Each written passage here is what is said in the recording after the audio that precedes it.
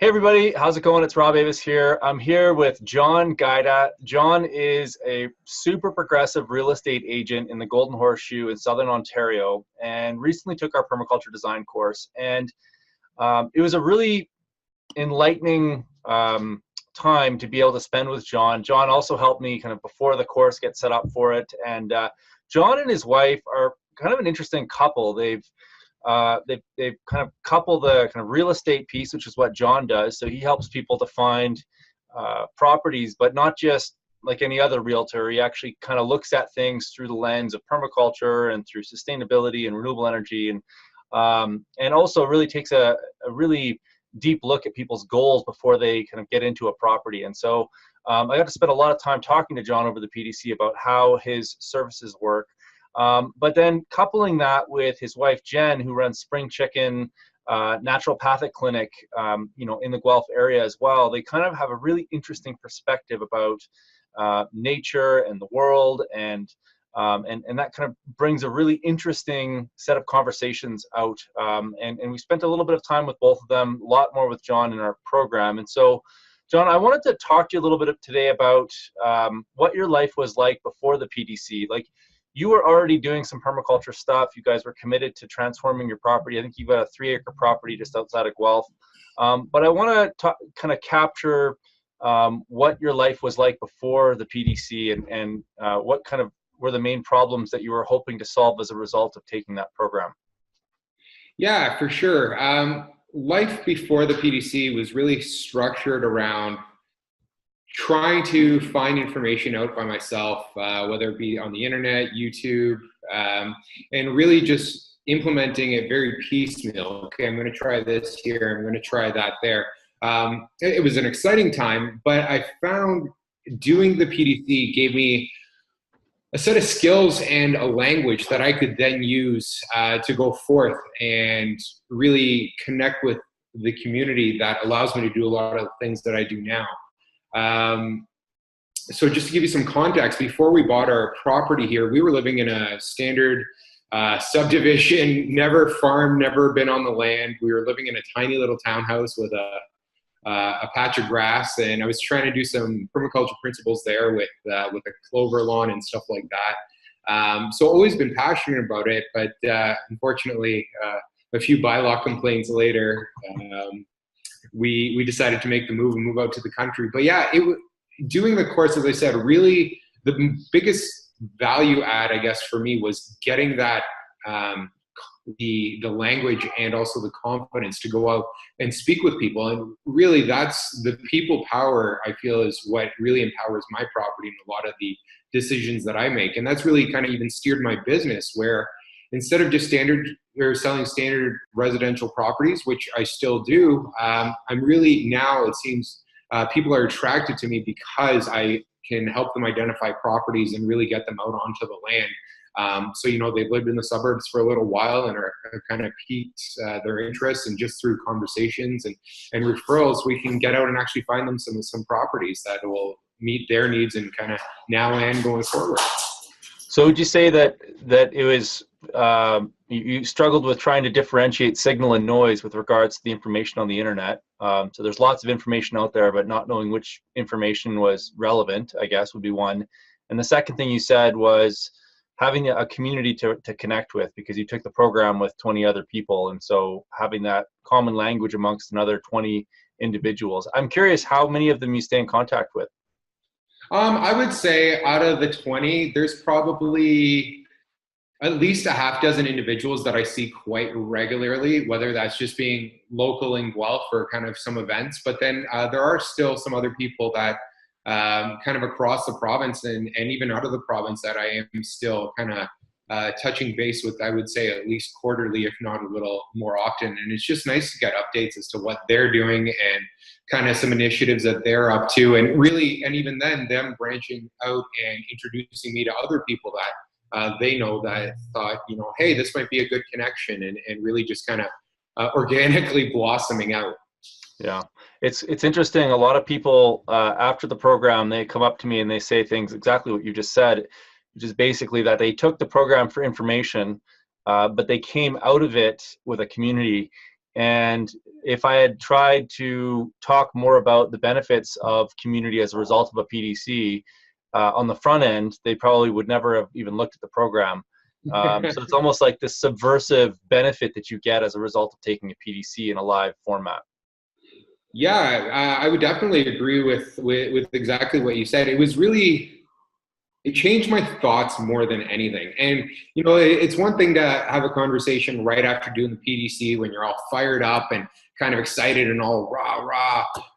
But the effects I found are so much more interesting and observable. You know, I'm what now, almost 10 months out of the PDC, and to just see where in my life it's kind of popping up and kind of benefiting me in ways that I never even thought that it would. As I said, the conversation piece, I went in there, I was looking for hardcore tools about how to design my own property, never thinking that this would actually impact how I provide for my family, how I interact with other people. And it's really become, I would say, almost like a character, a piece of my character, and that I truly cherish, and that continues to grow and stoke, or that I continue to feed. So yeah, and the community. I think there's nothing better than, or nothing stronger than a community. But yeah, you're right. If you had just gone out and talked about, hey, this is all about community, I think it would have sounded a little different.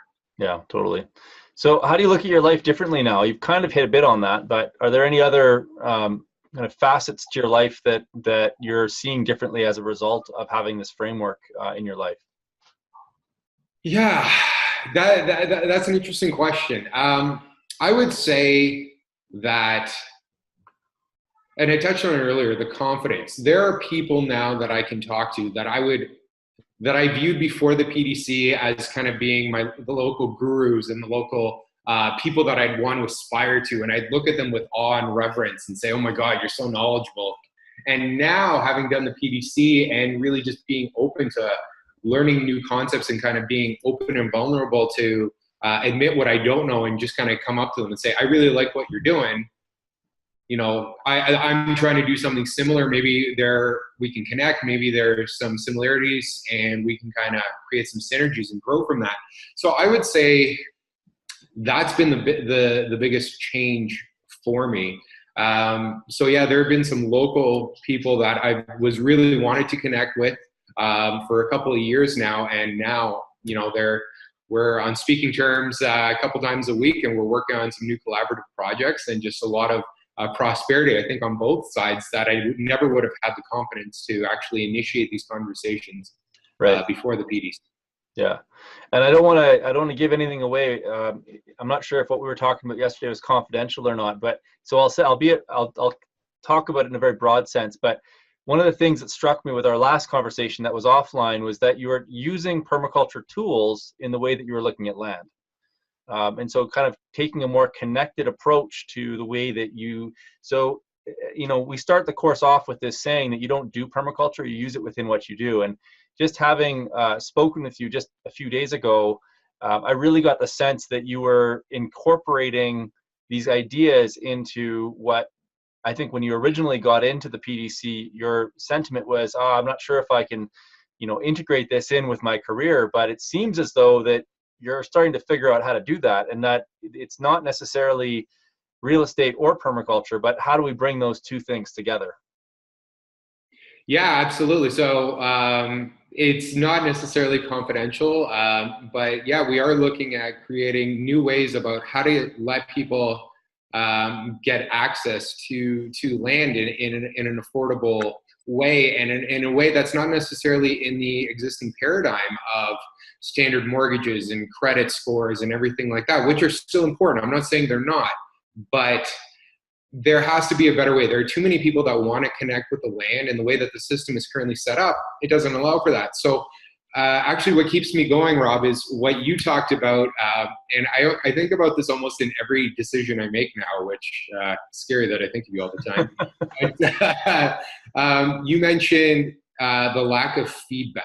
So you gave the example of, turning on the lights, and if there was a little, I think you said like a little pipe that was pumping out little dust of coal smoke or whatever it is, or little nuclear particles from a nuclear generator.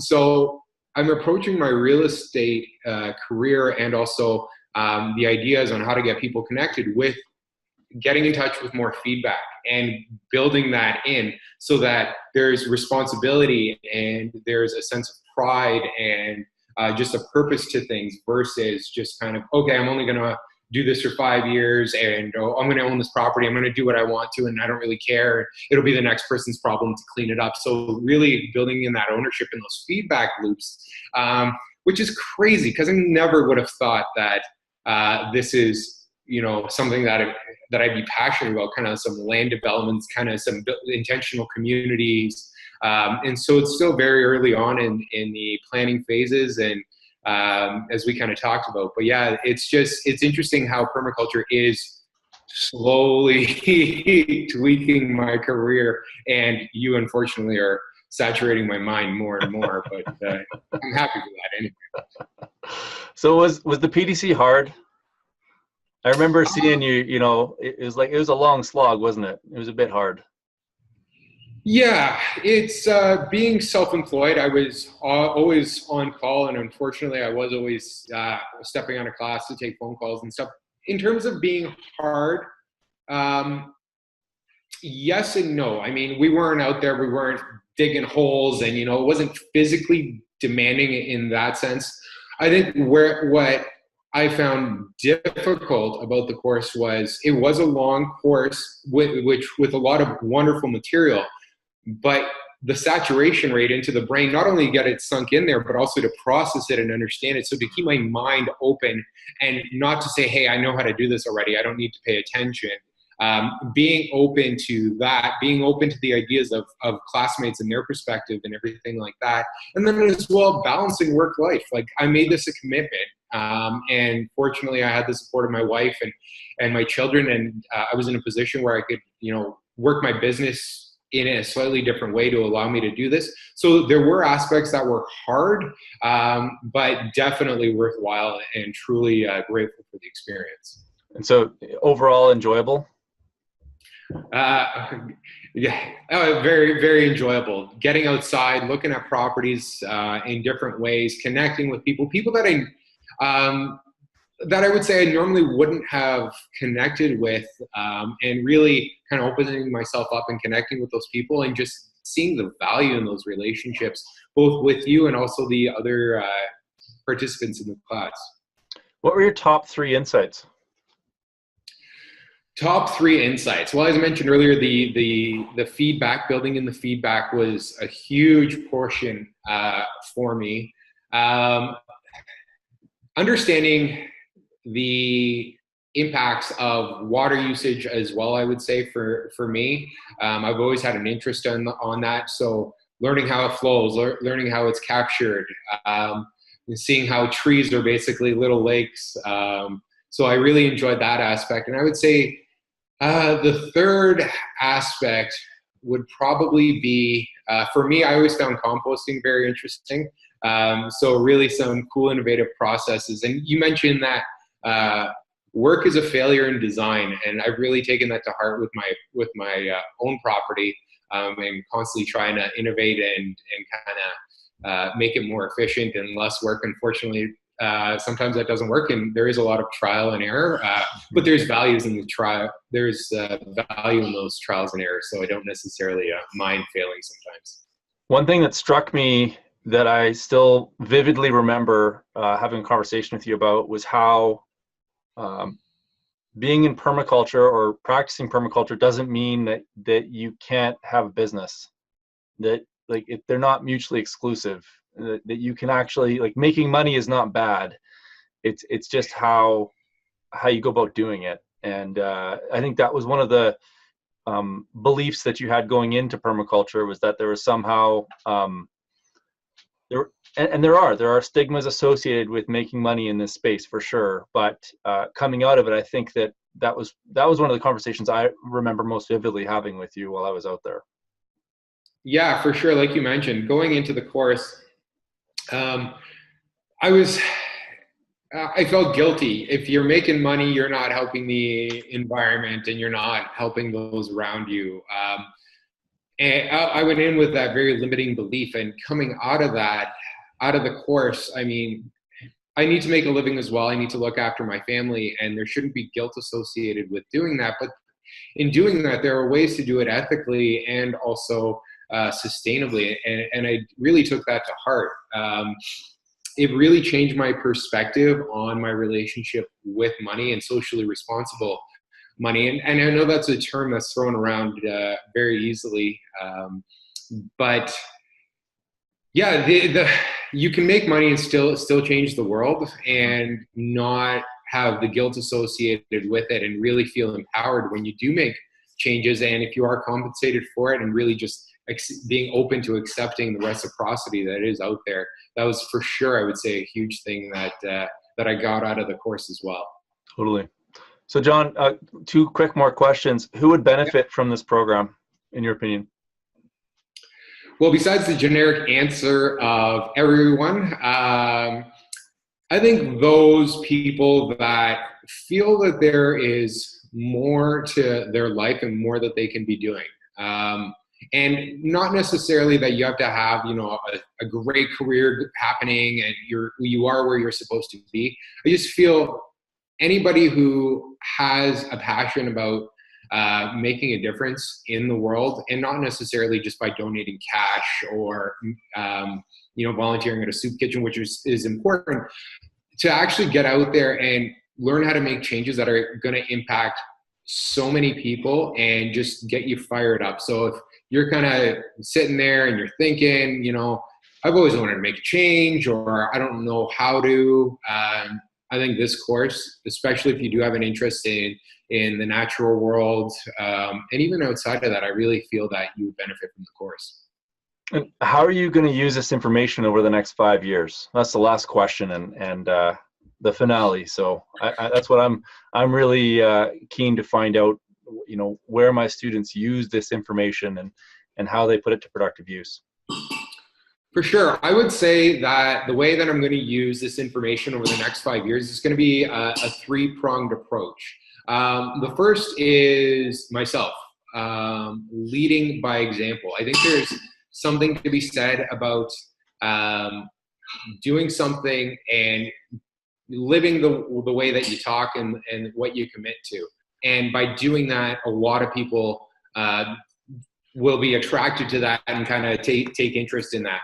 So that's the first way. The second way I would say is through my family and my friends, getting them educated, but not in a preachy way, which does turn people off. Just getting them involved. I think that is the biggest part. Like, I think everybody's interested in this, but they may be turned off because they don't necessarily know about it. But creating ways to get them exposed is probably going to be the second way, and to kind of spread the influence of it.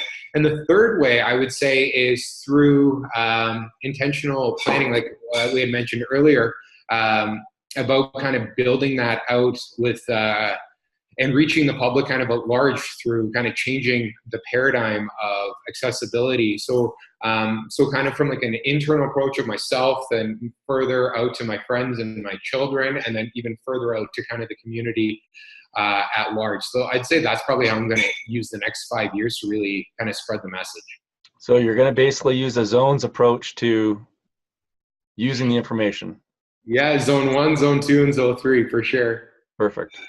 So thanks so much, John, for speaking with me today. I'm going to leave a link to John's website. So if you want to get in touch with him and you're looking for a realtor in the Golden Horseshoe, I highly recommend getting in touch with him.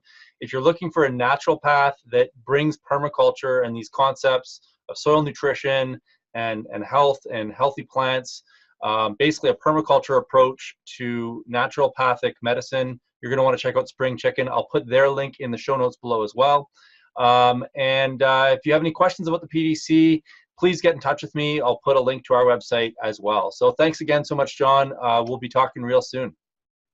Thanks, Rob. Really appreciate you having me. Have a wonderful day.